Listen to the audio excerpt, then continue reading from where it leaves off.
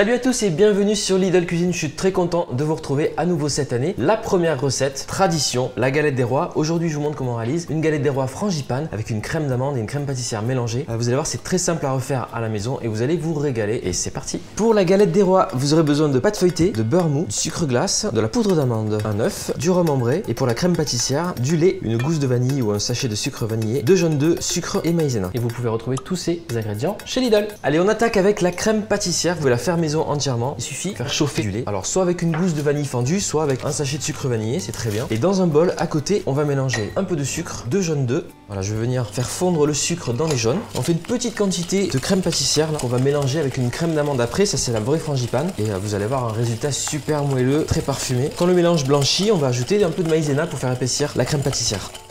Parfait, le mélange est bon, on attend que le lait chauffe et on va venir le verser sur cet ensemble pour le faire épaissir. Et ensuite on remet sur le feu pour faire épaissir le tout à nouveau. Alors évidemment, comme d'habitude, je vous mets tous les ingrédients avec les grammages précis en description de la vidéo. Comme ça vous n'avez plus aucun prétexte pour refaire cette galette des rois à la maison. Vous avez tout le mois de janvier pour la faire, donc n'hésitez pas à la faire, à la refaire, il n'y a pas de problème. Allez, on verse le lait délicatement et progressivement. Toujours pour tempérer, là on commence à faire monter la température du mélange. J'en verse un petit peu et après on peut y aller un peu plus vite. Voilà, on verse tout l'ensemble et on va venir remettre sur le feu pour faire épaissir. Feu moyen, attention, hein, pas trop fort. Hop. Alors n'hésitez pas, la crème pâtissière, vous la mélangez bien tout le temps, feu moyen. Et surtout, si vous voyez que ça épaissit un peu vite, vous l'enlevez du feu. Voilà, comme ça, c'est vous qui maîtrisez l'épaississement de la crème pâtissière. Hein. Ne laissez pas sur le feu en stressant, vous pouvez l'enlever, mélanger. Là, je vois que c'est en train d'épaissir. Voilà, regardez, on a une belle texture là. Quand vous avez la bonne texture, on va simplement réserver la crème pâtissière dans un bol propre. On va mettre du film alimentaire dessus et la réserver au frais pendant qu'on prépare la crème amande. Vous pouvez la préparer 1 ou 2 heures avant, voire la veille, il n'y a aucun souci. N'hésitez pas à utiliser une maryse en silicone comme ça pour venir bien récupérer toute la crème pâtissière. Comme je vous disais, un petit peu de film alimentaire au contact, c'est-à-dire qu'on va venir toucher la crème avec. Ça évitera petit pot de se former sur la crème. Pendant que la crème pâtissière est en train de reposer au frais, on va faire la crème amande. Et c'est le mélange des deux qui va vous donner une belle couche frangipane. Donc là, on a du beurre à température, donc c'est du beurre mou. On va commencer à le travailler tranquillement avec une spatule. On l'écrase. On veut qu'il soit pommade en fait. Hein. Alors oui, c'est une recette riche et oui, vous avez pris des bonnes résolutions il y a quelques jours. Mais les bonnes résolutions, c'est fait pour être cassé, non? D'ailleurs, dites-moi en commentaire quelles sont vos bonnes résolutions et n'hésitez pas à me donner des idées pour des recettes pour cette nouvelle année puisque on a quand même pas mal de rendez-vous ensemble et moi je suis là pour vous faire plaisir. Donc dites-moi ce que vous aimeriez voir en recette, en vidéo sur Lidl Cuisine. Le beurre et pommade, on pourrait clairement l'étaler sur une tartine de pain aujourd'hui. Eh bien, nous allons ajouter à la place les ingrédients secs, donc poudre d'amande et sucre glace. Bon, n'hésitez pas si vous avez des questions sur la recette, sur les ingrédients, à me les poser en commentaire. Sucre glace qui va donner un résultat plus onctueux puisqu'il est déjà fondu, il n'y aura pas la sensation de petits grains de sucre. Et vous pouvez aussi utiliser un mélange poudre de noisette et poudre d'amande par exemple, ou 100% poudre de noisette si vous souhaitez faire une variante de cette recette. Encore une fois, c'est une base. Vous pouvez très bien décliner avec ce que vous aimez. Donc là, on est pas mal. On va ajouter un œuf entier. Voilà. Et du rhum si vous voulez, c'est facultatif. L'alcool va s'évaporer et ça va laisser juste les arômes présents dans le rhum qui sont absolument à tomber avec l'amande. Hein. Et là, je mélange bien l'ensemble pour avoir une crème lisse.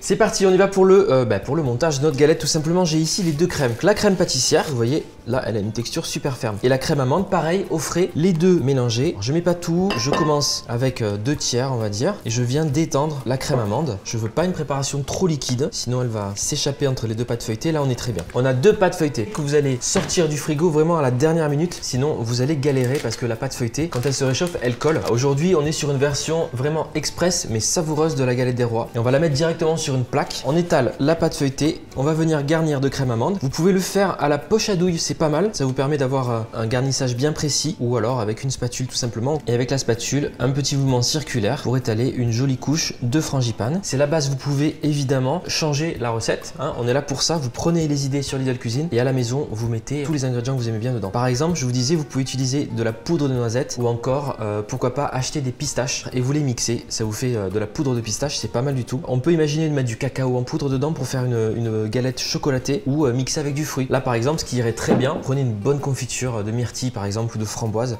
et vous venez mettre des cuillères à café de confiture comme ça, des petites taches. Ça apportera une petite touche de fruit un peu acidulé sympa. Le zeste d'agrumes, ça irait très bien aussi dans cette préparation avec l'amande. Un petit peu de zeste de citron, citron vert. Alors j'ai ma base, j'ai la crème. Vous voyez, j'ai laissé un contour. Ça va me permettre de venir étaler la seconde pâte feuilletée. Et évidemment, on ne fait pas comme je fais chaque année, on oublie de mettre la fève. Donc si vous n'avez pas de fève à portée de main à la maison, vous avez plusieurs alternatives. Ça peut être un gros haricot par exemple, ou alors pourquoi pas, tout simplement, là j'ai une petite amande grillée pour l'apéritif qui va aller finalement faire office de fève. Et en plus c'est comestible, c'est pas mal. Alors pour souder les deux pâtes, je vais mettre un tout petit peu d'eau sur ma pâte feuilletée, un pinceau que j'humidifie légèrement et je viens badigeonner tout autour. Et là, on vient étaler la pâte sur le dessus, bien étaler dessus, et on va la retailler pour qu'elle soit bien ronde et parfaite. Avec les doigts appuyés sur les contours, on chasse l'air comme ça. Si c'est pas parfait, là à ce stade, c'est pas très grave parce qu'encore une fois, je vous dis, on va retailler la galette des rois. Donc avec un couteau bien tranchant.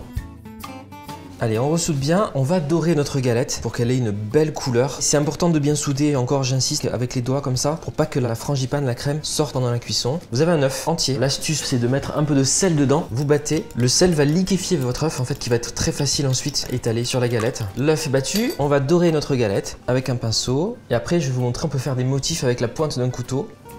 Au niveau de la décoration, vous prenez un couteau avec une lame bien pointue et on fait attention de ne pas percer la pâte, sinon forcément la crème va ressortir. Et là, tout simplement, vous pouvez choisir de faire des motifs. Donc en général, on part d'un bord, on passe au centre, voilà, vous faites un demi-cercle. Vous faites simplement glisser la lame du couteau et c'est le poids du couteau qui appuie et qui fait le trait en fait. Et ensuite, comme ceci.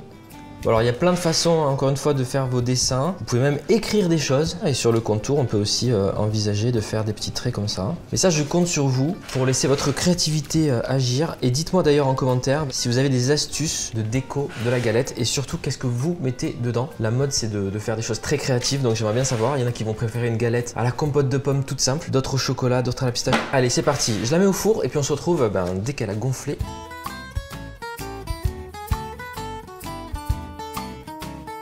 Voilà le résultat, la galette des rois, elle est prête, elle est dorée. Je vous dis une bonne demi-heure, vous vérifiez si c'est pas assez doré pour vous, vous poursuivez la cuisson. Cuire la galette des rois jusqu'à 45-50 minutes selon les fours. L'essentiel c'est que le feuilleté soit bien croustillant dessus et dessous. Voilà. Est-ce que le feuilleté, vous voyez le feuilleté en dessous est doré. Et vous faites attention parce que la galette est très chaude, il faut la laisser refroidir avant de la découper. Bon alors on va honorer la tradition, le plus jeune autour de la table, vu qu'il n'y a que moi, c'est moi, donc je vais aller sous la table et vous allez désigner une personne à qui sera affectée la première part.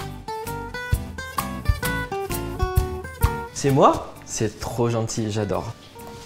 Ça va bien là ou pas? Dites-moi en commentaire si j'ai l'air ridicule, très ridicule ou très ridicule avec cette belle couronne confectionnée par mon équipe de choc. En tout cas, merci à tous d'avoir regardé cette vidéo. Tous les ingrédients sont listés en description. Vous n'avez plus qu'à refaire cette galette des rois pour célébrer la nouvelle année. Merci à tous pour votre fidélité. Je compte sur vous pour vous abonner à Lidl Cuisine si ce n'est pas encore fait et surtout activer les notifications. Likez, partagez, commentez la vidéo et moi je vous dis à la semaine prochaine pour une prochaine recette. Ciao!